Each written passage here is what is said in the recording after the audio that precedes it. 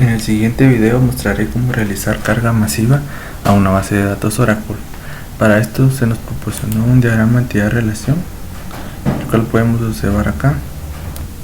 Este diagrama fue trasladado a Data Modeler, donde se completaron sus atributos y relaciones para obtener el diagrama relacional y luego el script de la base de datos.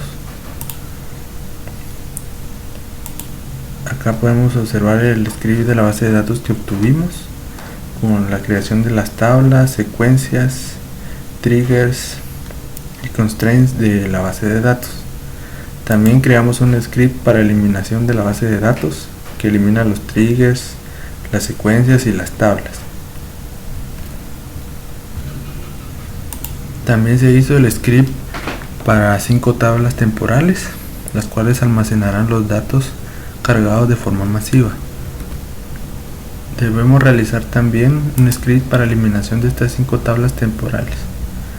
Ahora analizaremos la estructura de un archivo de control. Este archivo es el encargado de cargar los datos a la base de datos. Para esto se utiliza la opción skip, la cual omite las primeras 2 líneas del archivo. También el comando importante es load data, el cual es el que se ocupará de ingresar los datos a las tablas. Esta sentencia, la cual indica el estándar o el lenguaje de los caracteres que ingresaremos a la base de datos. En la sentencia infile colocaremos el path del archivo que contiene el texto que queremos ingresar. Luego, en la sentencia into table colocamos la tabla temporal a la cual llegarán los datos que vamos a ingresar. En el parámetro fields procederemos a seleccionar la posición de inicio y fin de los datos que vamos a ingresar. Por ejemplo, para el carnet lo dividiremos en 2 partes, de la posición 1 a la 4 y de la 6 a la 10. Luego los uniremos para formar el carnet. Esto para poder eliminar el guión intermedio en el carnet. Como podemos observar acá, poseen un guión. Continuamos con la estructura del archivo de control, el cual también se pueden ingresar instrucciones entre comillas, como por ejemplo today para convertir a fecha, rtrim para quitar espacios, lower para convertir a minúsculas. Esto lo realizaremos con todos los datos que queremos ingresar a la tabla. Ahora analizaremos el siguiente archivo, el cual es instrucciones.bat. Este archivo contiene las instrucciones a realizar sobre la base de datos, como por ejemplo la eliminación de la base de datos y de las tablas temporales, la creación de las tablas temporales y creación de la base de datos. Luego, las 5 lecturas para la carga masiva. Y por último, la instrucción encargada de insertar los datos de las tablas temporales a la base de datos. Ahora analizaremos el archivo de inserciones, el cual cuenta con las 15 inserciones a las 15 tablas de la base de datos. Como podemos observar, algunas son más complejas que otras, ya que se requiere de ingresar todos los datos a la base de datos. Ahora procederemos a abrir una terminal y ubicarnos en la carpeta donde se encuentran nuestros archivos.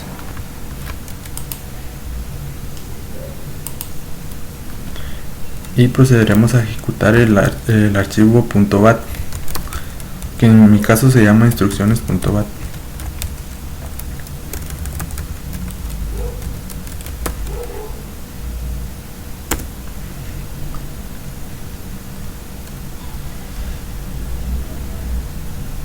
Como podemos ver, eliminó las 5 tablas temporales. Escribimos exit para continuar. Ahora elimina la base de datos. Nuevamente exit. Creamos las 5 tablas temporales nuevamente. Le damos exit y creamos la base de datos. Ahora Continuamos con Exit y la carga de datos masiva inicia.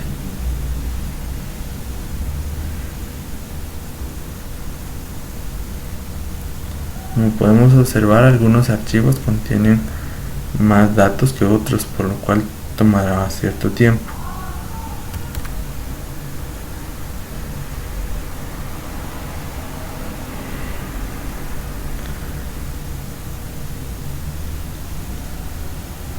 Como podemos ver, terminó la carga masiva e inmediatamente inicia a insertar las filas a las tablas de la base de datos. Como podemos ver, sigue ingresando hasta el punto de terminar.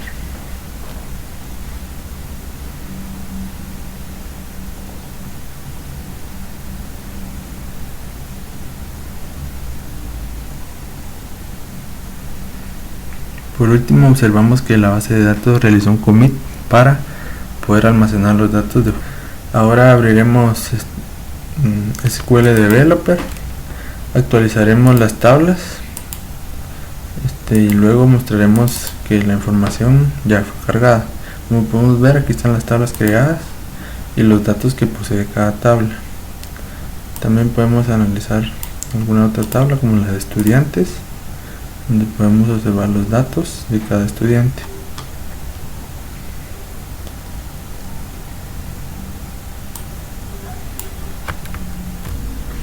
Con el uso correcto de los archivos de control, así como la posición correcta de cada dato, podremos cargar de forma correcta los datos a las tablas temporales y posteriormente a la base de datos.